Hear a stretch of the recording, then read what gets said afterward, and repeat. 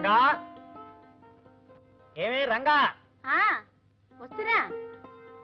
ఏమిటండి? ఇవాళ 2 rupees stake ఆడబోతున్నాను, నువ్వు ఎదురుగారా.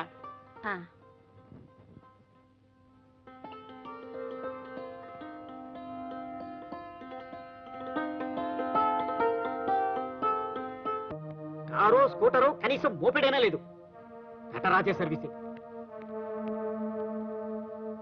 మీ మామగారు పేకాట ఆడడానికి ఈ శ్రోమండంత దూరం నడిచి వెళ్తున్నారు. ఇంకెప్పుడు సరే మీ నాన్న స్కూటరు? అనుకున్న కట్న కానుకలని పెళ్లినాడే ఇచ్చేసారుగా. ఇప్పుడు కొత్తగా స్కూటర్ అడిగితే మా నాన్న మాత్రం ఎక్కడి నుంచి తెచ్చిస్తాడత్తయ్యా? వయసులో మావయ్య కంటే పెద్ద. ఇంకా నా చెల్లెళ్ళ పెళ్లి చేయాలి. సదాశివం, ఎక్కడ తెచ్చావురా? నీ పెళ్ళాం నన్నే ఎదిరిస్తోందిరా. అబ్బబ్బబ్బా, ఏమిటమ్మా కాకలు? అవతల నేను ఎంత గొప్ప పని చేశాను తెలుసా? ఏం చేశావేంటి? రథం రేడియో కాసేపు పలుకుతుంది, కాసేపు పలకదు. షాప్ వాడి దగ్గర తీసుకెళ్తే బాగానే ఉంది కదండి, పలుకుతుంది అండి అంటాడు. ఇంటికి తీసుకొస్తే మళ్ళీ కాసేపు పలుకుతుంది, కాసేపు పలకదు. అందుకని ఆలోచించి ఆలోచించి అసలు పలకుండా చేశానే అమ్మా. ఏడ్సెట్టే ఉంది. ఇదా నువ్వు సాధించింది? ఆ రేడియో నోరు ముయించినట్టు నీ పెళ్ళా నోరు కూడా ముయించుద్దా? నా పెళ్ళా నోరే కాదు, నీ నోరు కూడా ముయిస్తా. ఇంట్లో వాళ్ళందరూ నోర్లు ముయించడానికే ఉద్యోగ ప్రయత్నం చేస్తున్నాను. అప్పటి వరకు నువ్వు విన్నా నువ్వు నోరు మూసుకుని ఉంటావు.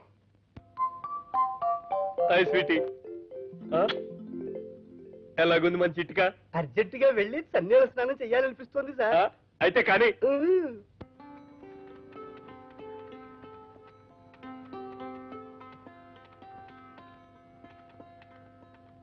నువ్వు రాగానే ఆఫీస్ లో మొత్తం మగాళ్ళోళ్ళు మూతలు పడతాయి. ఏమిటో నీలో ఉన్న ఆ ప్రత్యేకత. హనుమంతుడు సీతాదేవిని చూసి అమ్మా అన్నాడు, దండం పెట్టాడు. రావణాసురుడు రమ్మన్నాడు, చెరపట్టాడు. ఈ దేశంలో ఆడదాన్ని చూసిన ప్రతి మగవాడు వానరుడో దానవుడో అవుతాడు గాని మానవుడిగా ఉండలేడు. విన్నావయ్యా మాటలు? విన్నానండి.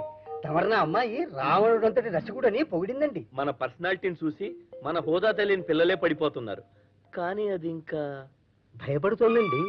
బుద్ధులన్నీ రావణాసుడు అయినా చూడటానికి శ్రీరామచంద్రుడిలా కనపడతారు కదండి. అందుకని నా మాట విని ఒక్కసారి డైరెక్ట్ గా అడిగి చూడండి. అయితే పిలుచురా చూద్దాం.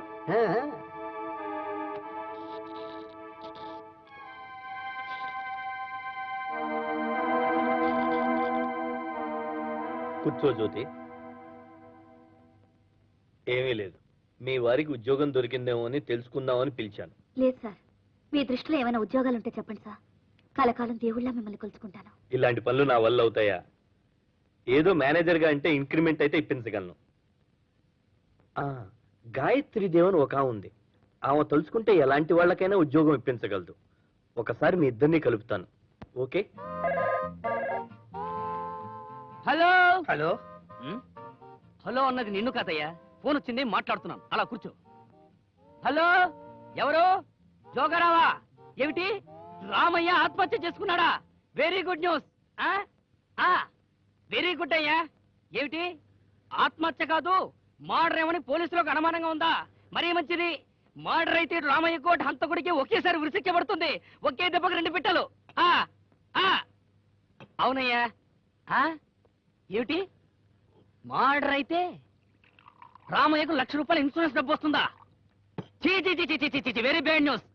అబేబే, అది అసలు మర్డర్ ఉండదయ్యా. ఇంట్లో వాళ్ళంతా అష్ట కష్టాలు పడుతూ ఉండి ఉంటారు. ఆ కష్టాలకు తట్టుకోలేక రామయ్య ఆత్మహత్య చేసుకుని ఉంటాడు. ఇక ఇంట్లో వాళ్ళంతా వరుస పెట్టి ఆత్మహత్యలు చేసుకుంటూనే ఉంటారు. అవునయ్యా, మర్డర్ అయితే ఏముంది, ఇద్దరితో అయిపోతుంది. ఆత్మహత్యలు అనుకో, ఇక ఒకరి తర్వాత ఒకరు గోయిందో గోయిందా, మొత్తం స్మాష్.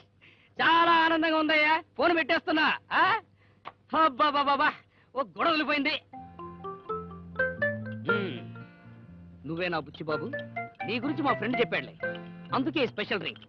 చూడు, కాఫీ విస్కీ 2 కలిసినప్పుడు దాన్ని కాస్కీ అంటారా, విసీ అంటారా? సమాధానం చెప్పు.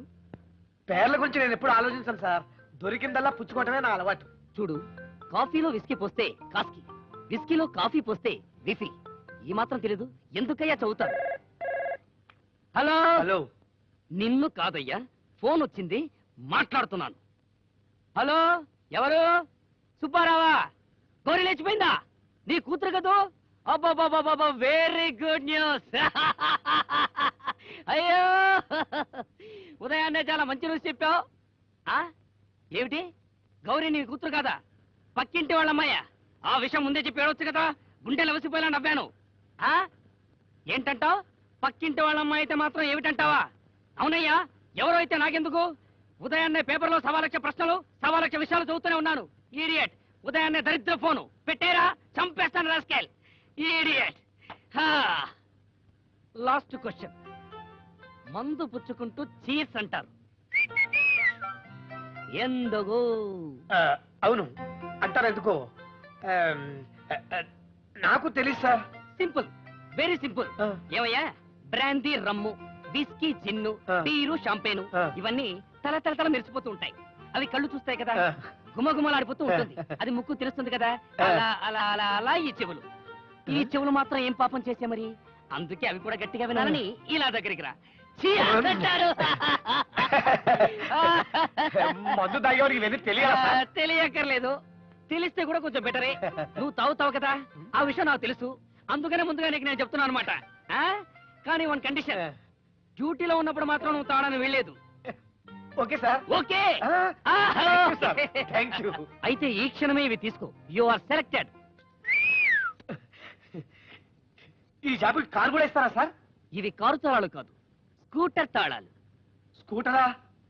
పోలేండి సార్, అది మాత్రం తక్కువ. అది కొనాలంటే 4 నెలలు మందు తాగటం మానేయాలి. స్కూటర్ నీది కాదు, నాది. నాకేం అర్థం కావట్లేదు సార్. మా మావగారు నాకు స్కూటర్ ప్రజెంట్ చేశాడు. ఫార్చునేట్లీ నాకు డ్రైవింగ్ రాదు. అందుకే ఎందుకు పనికిరా నిన్ను మా ఫ్రెండ్ రికమెండ్ చేశాడు కదా అని నా స్కూటర్ డ్రైవర్ గా అపాయింట్ చేశాను. దట్స్ వై డ్యూటీలో ఉన్నప్పుడు తాగకూడదన్నాను. అర్థమైందా? అర్థమైంది సార్. రేపటిదాకా ఆలోచించుకోవడానికి టైం కావాలి. వస్తాను సార్. అలాగే. Hello hello. నిన్ను కాదయ్యా, ఫోను మాట్లాడుతున్నాను. ఓహో, సారీ. Hello hello. అయ్యా, పొట్టేదవా నన్ను.